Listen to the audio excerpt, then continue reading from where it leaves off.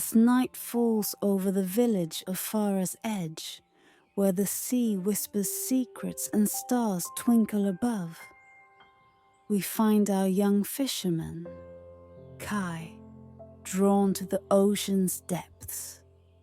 Join us on a magical journey as Kai encounters the sea god and discovers a gift that will change his life forever.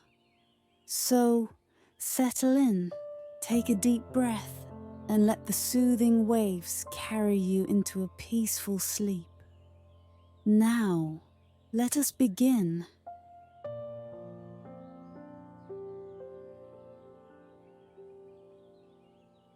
In the remote village of Fara's edge, where cliffs fell steeply into the sea, and the wind carried the scent of salt and stone, the night felt thick with secrets.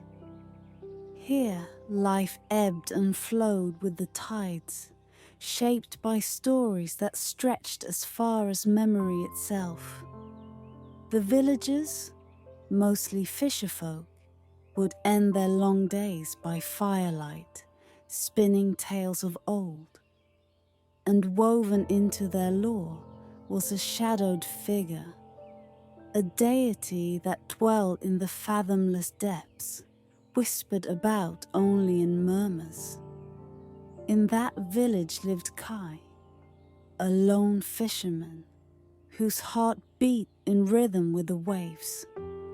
While others slept, Kai would walk to the shore under the cover of night, his footsteps light upon the sand, his gaze always upon the vast darkness of the sea.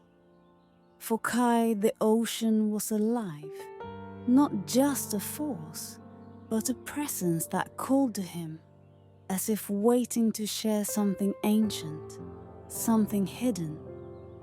The night the story truly began was an unusual one, draped in an eerie stillness that felt almost unnatural. There was no breeze, no usual sigh of the waves against the rocks, only an expectant silence that filled the air like the intake of a long breath. Even the stars, normally so bright above the village, were absent, cloaked by clouds that refused to move. Kai felt it first, a tremor, subtle, beneath his feet. He paused, watching as a strange light began to pulse from the water's edge, a glow unlike anything he'd ever seen. It began faintly, like a distant candle, and then grew, illuminating the dark cliffs in a soft, pearly light. Mesmerized, he stepped forward, drawn by the hypnotic glow as the water began to stir, rippling outward. Then, from the center of the light, a figure began to rise. A form both graceful and powerful, cloaked in robes that seemed woven from the waves themselves, shifting and swirling in endless shades of blue and silver. It was the sea god, a figure only spoken of in whispers, whose image was more legend than substance. And yet here he stood, water cascading around him like silk. His eyes, an intense, otherworldly green, met Kai's, and for a moment, all of Fara's edge seemed to hold its breath.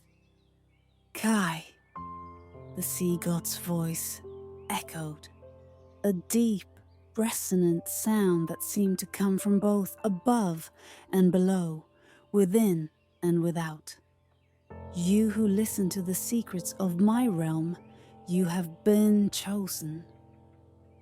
Kai felt his heart pound, each beat magnified in the hush that surrounded them. He dared not speak, only nodded, captivated and awestruck as the sea god extended his hand. In his palm rested a seashell, not like any that washed upon Fara's shores. This shell shimmered with the soft hues of dawn, pink and lavender and gold, shifting as though it held the first light of morning within its ridges. "Take this," the sea god intoned, his gaze both kind and piercing. "For you alone, it will carry the voices of those you hold dear, no matter the distance that separates you." His voice softened, almost wistful. "It is a gift, Kai, and a gift, as tides and time demand, is both a blessing and a burden." Though he didn't fully understand, Kai took the shell with trembling hands. Its surface was warm, almost alive, and as he held it, a faint hum resonated from within, filling his ears with a sound like distant laughter, like the soft murmur of voices, familiar yet just out of reach. "Listen well," the sea god murmured, "but do not forget, the sea is both giver and taker, and she does not give without price." Before Kai could respond, the sea god raised his hand, and a great wave rose up from the sea, sweeping around him in a swirl of foam and mist. With a final enigmatic glance, the deity sank back into the depths, leaving only the shimmering shell in Kai's hands, and the faint trace of his words echoing in the night. As the sea's light faded, darkness returned, and the waves resumed their gentle rhythm. The world was still again, as though nothing had changed. But Kai, standing alone on the shore, knew his life had been irrevocably altered. In his palm lay a gift of the ocean, a connection to voices he longed for, voices he thought lost to the vastness of distance and time. Clutching the shell, he whispered a quiet vow to honor the sea god's gift. Yet as he made his way back to the village, under the dim light of the newly returned stars, he felt the faint tremor of something deeper, an unease he could not name, lurking like the shadowed waters beneath the bright and gleaming waves. Kai returned to the village as dawn crept over the horizon, its first light tinting the skies in the same soft hues that glinted from the shell he held close to his chest.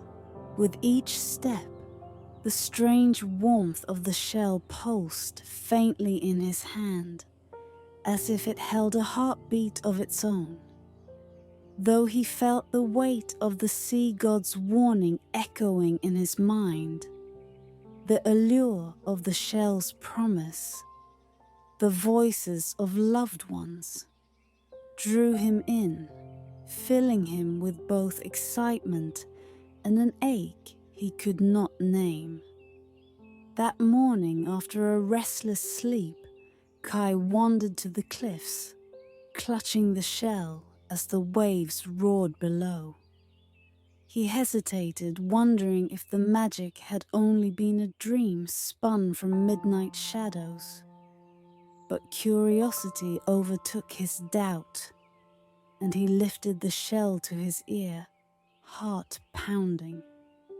At first, there was only the soft hum of the ocean, a sound like the stirring of a gentle breeze. But soon, another voice, blended with the sea's murmur, faint, yet unmistakable.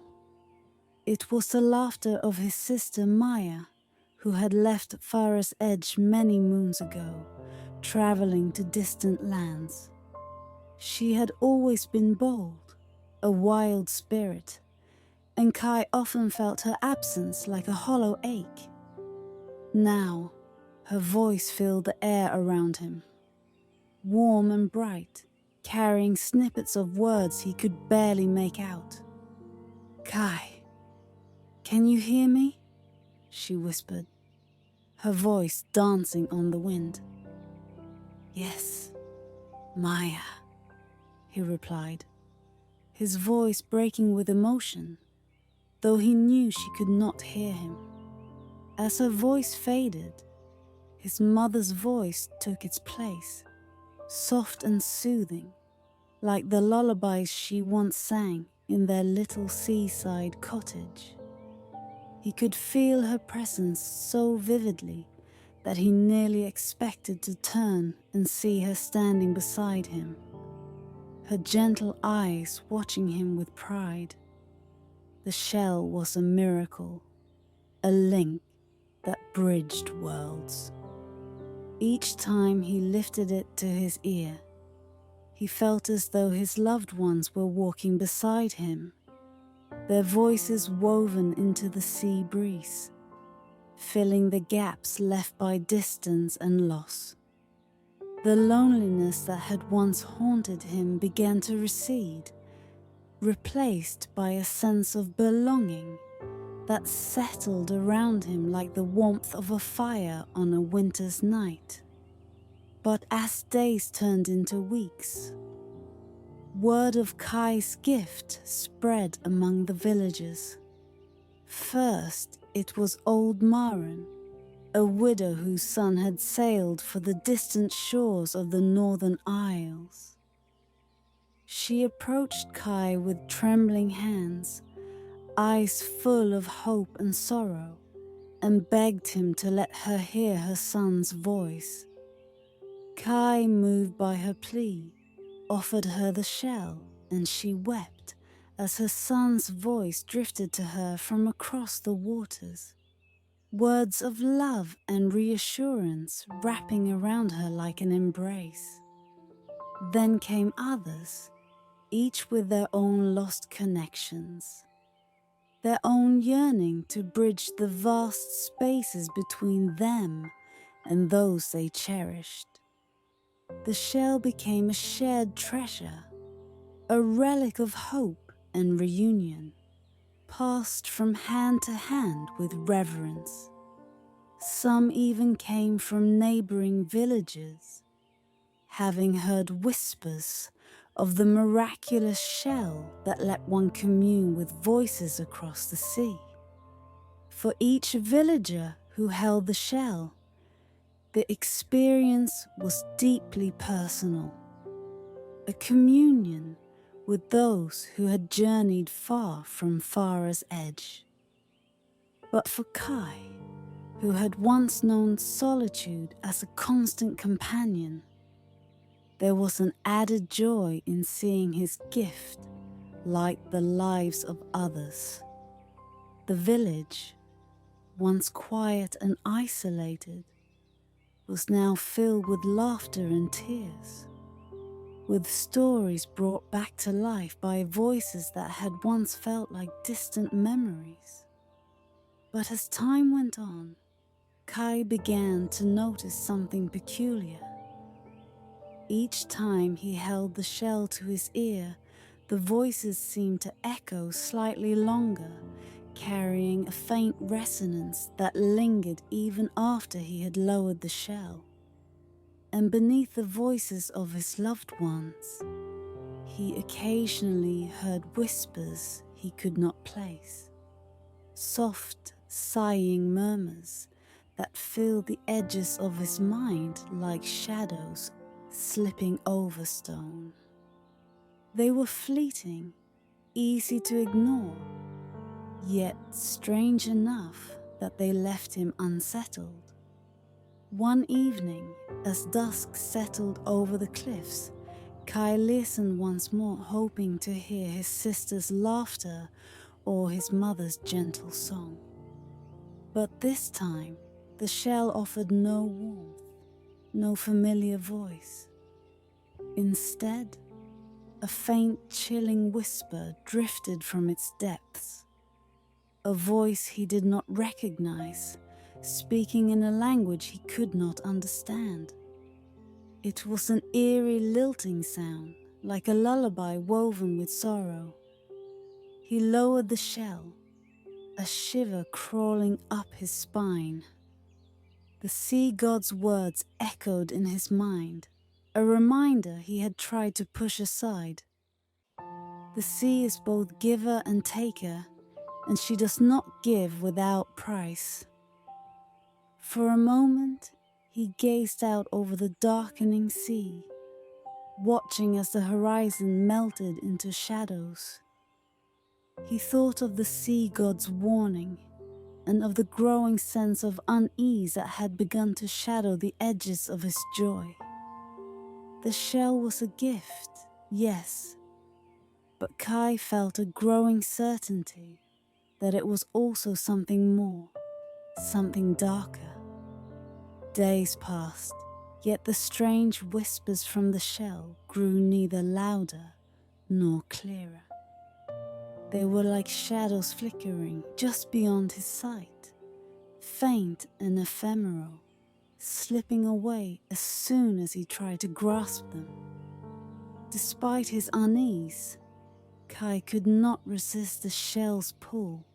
Each night, he returned to the cliffs, lifting it to his ear, hoping to hear his sister's familiar laugh or his mother's tender words. But each time, those voices were softer, fainter, as if slipping away into a vast, unreachable distance. Then, one night, the shell revealed something unexpected.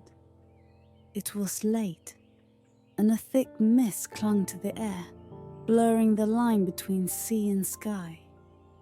Kai sat on a weathered rock, holding the shell tightly, its surface cold beneath his fingertips. As he pressed it to his ear, the familiar hum filled his mind. But there was something new, a voice he hadn't heard before, soft and sorrowful, speaking in tones laden with sadness. Kai, it whispered, his name lingering on the air like a sigh. Why do you not come to me? A chill gripped his spine. It was his sister's voice, but not the one he remembered, bright and filled with laughter. This voice was thin, hollow, carrying an edge of despair that pricked at his heart. He closed his eyes, listening as her words flowed like water, disjointed and strange. I wait. The sea is cold, Kai. Too cold. Her words echoed, stretching across the silence, and Kai felt a weight pressing upon his chest, a feeling he could not name. He wanted to reach her, to grasp her hand and pull her back from wherever her voice lingered. But even as he reached out, the voice began to fade, replaced by the strange, shadowed whispers that had begun haunting the shell. Now they grew louder, more insistent, voices overlapping in a dizzying chant of sorrow. He tore the shell from his ear, heart racing, his breaths shallow. The ocean stretched before him, dark and endless, its waves rolling with a sinister rhythm that echoed the voices he had heard. He thought of Maya's voice, her words filled with sorrow and longing, and felt a fierce ache in his heart.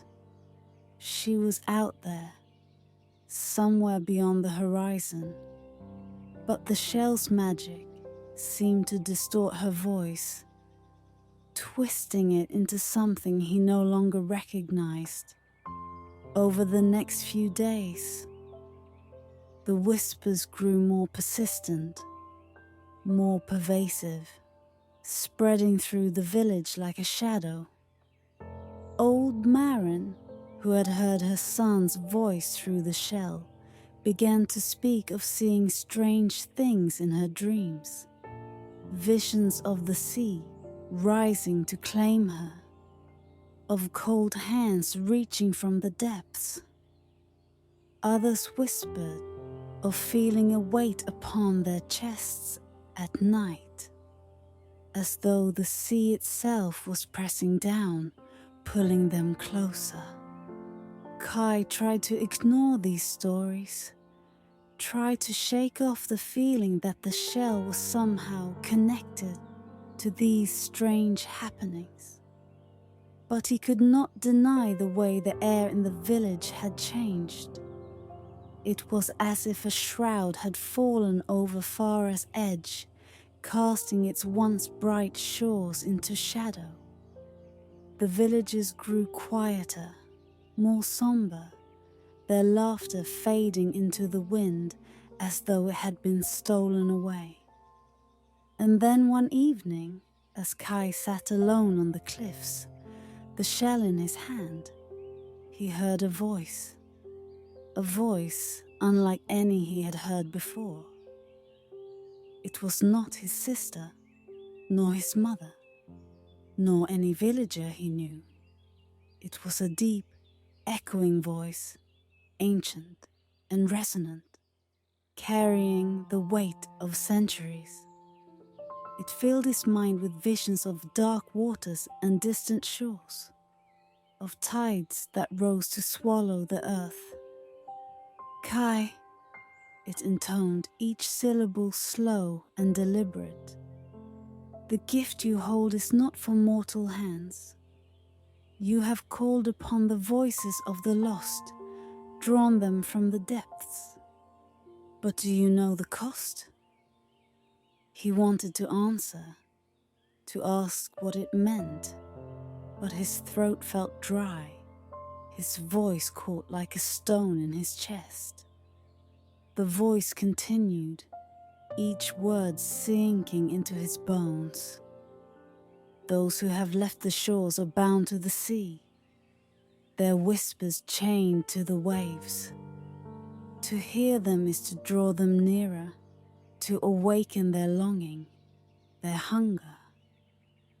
The words reverberated through him, and he felt the weight of the shell grow heavier, as if it had absorbed the sorrows of all who had held it. The gift was no mere trinket. It was a link to the restless dead, to the souls lost to the depths, who yearned for voices to call them back. And in that moment, he understood the sea god's warning. The shell was a bridge between worlds, but it was not without peril. To use it was to stir the ocean's depths, to awaken those who lay sleeping beneath its waves. Shaken, Kai looked out over the dark waters, feeling their pull as never before. His sister's voice, his mother's, and now the nameless voices, each whispered of distance and longing, of an ache that could never be soothed. He felt himself sinking into their sorrow, their desire to reach out from beyond, their hope for release. And beneath it all, like a slow, pulsing heartbeat, he sensed a truth he had long ignored. The sea was both a giver and a taker, and he had stirred something that could not be undone. The knowledge of the shell's true nature weighed upon Kai like a stone. He wandered the village in silence, watching as a strange pall settled over his people. It was subtle at first, a creeping sense of fatigue, a dimming of laughter, eyes growing weary and distant. Whispers of unease fluttered through the air, a collective apprehension shared by those who had once marveled at the shell's gift. Old Maren was the first to voice her fears aloud. She approached Kai one afternoon, her face pale, her eyes haunted. "I've been dreaming," she said, her voice barely a whisper, as though afraid to disturb something lurking in the shadows. "Every night I see my son. He's there, standing on the shore, looking out to sea. But his face, it's as if he's calling me to join him, Kai. And I feel myself stepping forward, as if I have no choice." Her words echoed through Kai's mind long after she left, each syllable carrying the weight of a growing fear. He knew that he could not keep the truth hidden any longer, not when the villagers were bound by the same threads of sorrow he himself had begun to feel. That evening, as the sun dipped low over the horizon, casting the sea in hues of amber and shadow, Kai gathered the villagers by the shore, the shell clutched tightly in his hand. "This shell," he began, his voice trembling, "is not just a gift. It is a link, a bridge between our world and the depths below. When we listen to it, we call forth the voices of those we love, but also the voices of those who are lost." His words settled over the crowd like a heavy mist. Some looked at him with confusion, others with fear, their faces pale in the fading light. Yet as he spoke, each one of them seemed to understand, as if a hidden truth had finally surfaced, a secret that had lingered beneath their dreams and haunted their thoughts. "Every time we use it, we bring them closer," Kai continued, his voice barely above a whisper. "They are drawn to us, longing to reach out, but they are not as they once were. They are shadows, echoes of lives long past, held by the sea's grip. And if we call to them, they will answer, but they cannot be freed." A hush fell over the crowd, broken only by the rhythmic crash of the waves against the rocks. For a long, breathless moment, no one spoke. Then old Maren stepped forward, her gaze fixed on the shell with a strange, haunted intensity. "What must we do, Kai?" she asked, her voice trembling. "How can we put them to rest?" Kai felt the weight of her question settle over him like the pull of a current, deep and unyielding.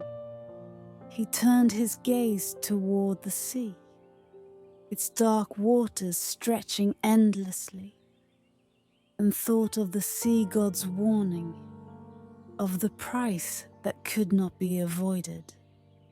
The answer had lingered in his heart from the moment he first heard the nameless voices echo through the shell. "We must return it," he said finally, his voice heavy with resignation. "The sea god gave it to me as a gift, but he warned me. He warned that it was not meant for mortal hands.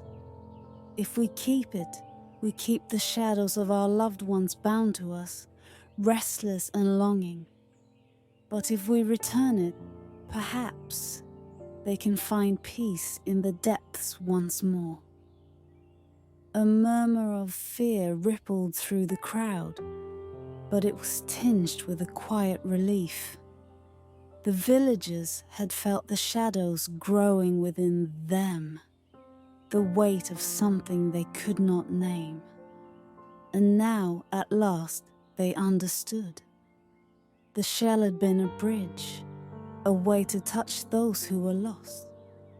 But its magic was a double-edged sword, drawing the dead closer, binding them in a way that could not be undone.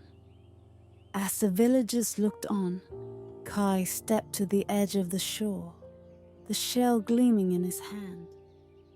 The sea seemed to sense his intent, its waves swelling and retreating, as if in anticipation. He felt the sea god's presence, a silent watchfulness that lingered just beyond sight in the shadowed depths. Kai held the shell to his ear one last time, hearing the faintest whisper of his sister's voice, as if she were standing beside him, her hand upon his shoulder. "Goodbye, Maya," he murmured, his voice breaking. "May the sea carry you gently." And with that, he took a deep breath, lifting the shell high over his head and cast it into the sea. It spun in the air, glinting in the dying light before disappearing beneath the waves with a soft splash. The water closed over it, ripples spreading outward like echoes, fading until the sea was once again calm, dark, and silent. For a long moment, the villagers stood in silence, watching as the waves swallowed the last trace of the shell's magic. And as the sun slipped below the horizon, a strange peace settled over the shore, as if an unseen weight had lifted, and the air felt lighter, freer. One by one, the villagers drifted back to their homes, their faces touched with a new quiet, their spirits softened by a bittersweet understanding. Kai lingered by the water's edge, gazing out into the vastness, feeling the presence of the sea god watching. His gift returned to the depths. The voices had faded, leaving only the sound of the waves, their rhythm as timeless and endless as the sea itself. Kai closed his eyes, breathing in the salt and shadow, his heart both empty and full, as he whispered his own silent farewell to the spirits that had once walked beside him. And in that stillness, he understood that the sea's gifts were never truly lost. They merely returned, carried on tides that had no beginning and no end. The village returned to its old rhythms, a quietness lingering in the air like mist. Without the shell, the people of Fara's edge resumed their lives. But something intangible had shifted. Those who had once heard their loved ones' voices from afar felt a strange emptiness, a hollow silence that replaced the sound of familiar whispers. Yet in time, that silence grew comforting, like a wound slowly healing beneath the soft gauze of memory. For Kai, the absence of the shell left a deeper ache. His sister's laughter, his mother's lullabies, had become ghosts he now carried within himself, voices he could no longer touch, but would never truly forget. He often wandered the cliffs at twilight, gazing out over the endless horizon, his heart a quiet echo of those he had once heard. And though the shell was gone, he sensed the presence of the sea god, lingering just beyond the waves, a silent witness to his quiet solitude.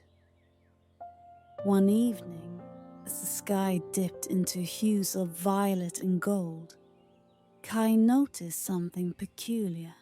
The waves lapped gently at the shore, but beneath their rhythmic pulse, he heard a faint whisper, a sound that brushed the edge of his hearing like a leaf skimming over water. He stood still, his gaze fixed on the horizon, his breath caught in his chest. As he listened, the whispers grew clearer, weaving through the air like strands of seaweed caught in a slow, steady current. They were not the voices of his loved ones, nor the mournful wails of the lost. Instead, they were gentle, distant, like a song carried by the wind, a chorus of unknown voices blending with the sound of the ocean. The sea remembers, they seem to say. What is given is never lost. Kai's heart stirred. He took a step toward the water, feeling a sense of familiarity in the whispers. A comfort that reminded him of the nights he had spent listening to the waves. The sea held memories, he realized. Its depths were woven with the voices of those who had passed, their whispers mingling with the tides, becoming one with the endless rhythm of the waves. Slowly, he knelt by the shore, letting the cold water wash over his hands, feeling its gentle tug, its patient pull. He thought of Maya, of his mother, of all those who had touched his life before drifting to distant shores. He could feel them there, in the water's embrace, no longer bound by sorrow or longing, but at peace, their voices part of the ocean's endless song. As he rose, he noticed the villagers gathering behind him, their faces touched by the same wonder, the same quiet awe. They too heard the whispers, soft and low, threading through the waves with a calm assurance. It was as though the ocean itself was offering them a final farewell, a reminder that the departed were not truly gone, but lived on within the waters that connected them all. That night, the people of Fara's Edge gathered on the shore, each bringing something of their own to leave at the water's edge. A token, a shell, a candle flickering in the breeze. Together, they watched as the tide swept these small offerings away, carrying them into the unknown, into the depths, where memories became part of the sea. As the final offerings drifted out of sight, Kai felt a profound stillness settle over him, a sense of belonging that went beyond words. The sea god had given him a gift, but it was not the shell. It was this understanding, this moment of communion with something vast and timeless. In the days that followed, the villagers found a new peace. They spoke less of the shell, less of their longing for the past, and instead learned to listen to the sea itself, to find solace in its endless, gentle presence. Some claimed to still hear the faintest whispers from the waves, but they no longer strained to catch every word. They knew now that the voices they had loved were not lost but woven into the fabric of the ocean, into the rhythm of the tides. Kai too found a quiet purpose in this understanding. Each evening he walked the shore, watching the waves as they ebbed and flowed, feeling the presence of his loved ones in the spaces between each swell. He no longer needed the shell to hear their voices. He only needed to listen to the whispers of the sea. to let his heart open to the memories carried on its tides. And though the nights were still and the stars watched in silence, Kai felt a peace that reached deep within him, filling the empty spaces with the quiet music of the ocean. He knew that he, too, was part of its story, that his voice, one day, would join the chorus, blending with those he had loved, becoming one with the endless, mysterious song of the sea. In time, Fara's edge became known as a place where the ocean spoke to those who listened, a place where the boundary between worlds was thin, where voices drifted like mist over the waves. And though the villagers never saw the sea god again, they knew that he watched over them. His gift returned, his presence felt in every ripple, every wave, in the quiet spaces where life and memory intertwined. Thus, the tale of the sea god and the magical seashell passed into legend, a story told by firelight to children and travelers alike. And on misty nights, if one stood by the shore and listened with an open heart, they might hear the faintest echoes of those who had walked these shores before, carried on the endless, whispering tides.